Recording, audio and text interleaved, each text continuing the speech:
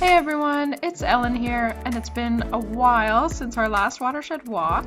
If you read our newsletter, I cover why I've been away in my article there, so head over to our website to catch up if you want.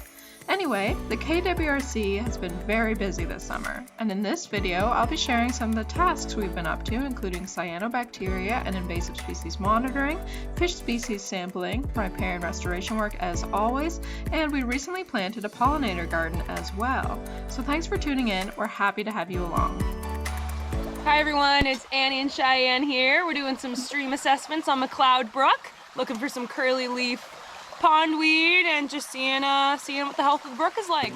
Last summer, a landowner on McLeod Brook informed us about curly-leaf pondweed colonizing a pond on their property. We had Megan Bruce of the Canadian Rivers Institute and the NBIC come to confirm the identification. Curly-leaf pondweed competes with native aquatic species for space, sunlight, and nutrients. This summer, we have been walking the length of McLeod Brook to monitor the presence of this invasive species. We are at the halfway point in our 100-meter stretch, so here we will be using our flow meter. Cheyenne shows the stream here. There's not a whole lot moving going on, so it probably won't be a whole lot, but that's okay. We're still going to check anyway.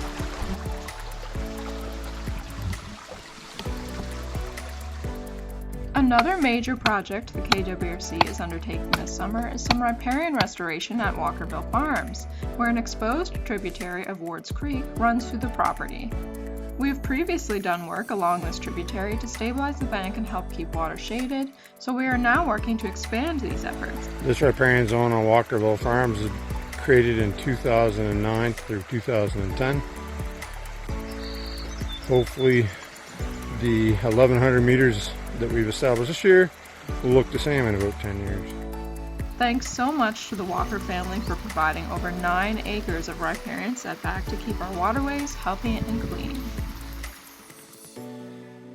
We are also continuing with our monitoring efforts of local lakes and cyanobacteria blooms. This footage is from an afternoon of fish species sampling using a seine net at Hamilton Lake on one of the wettest days we could have been out there.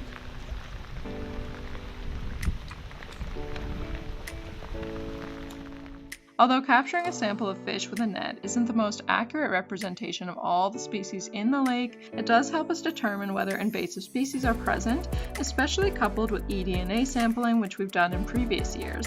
Plus, we take note of lake water temperatures, dissolved oxygen, pH, and conductivity to determine the suitability of that habitat. Brook trout, well, they're all brook trout unless they say otherwise. 15.6.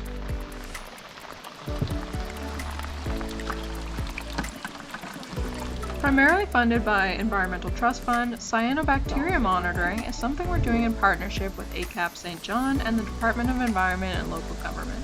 Every 2 weeks, we take a drive around the watershed, stopping at several sites in different waterways to visually survey for the presence of benthic mats or surface blooms. Last week, we did find a benthic mat in Upper Trout Creek.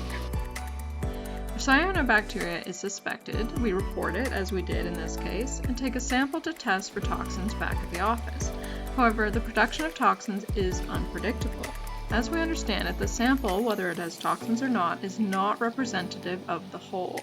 Toxins can be produced randomly from 1 minute to the next.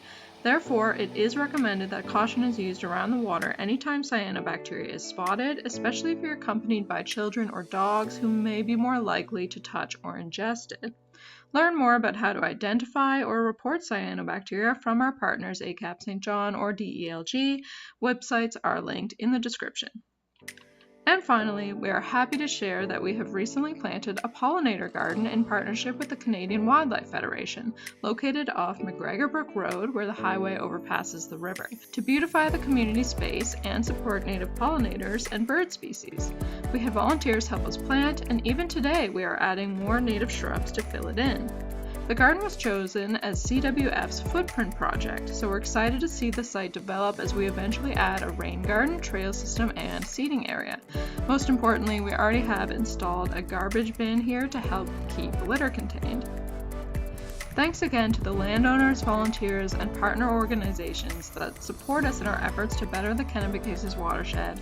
And as always, a big thank you to our funders for making the work we do at the KWRC possible. Thanks also to our viewers if you made it this far. Please give us a like and subscribe to our channel if you're interested in keeping up with us. It means a lot. See you next time!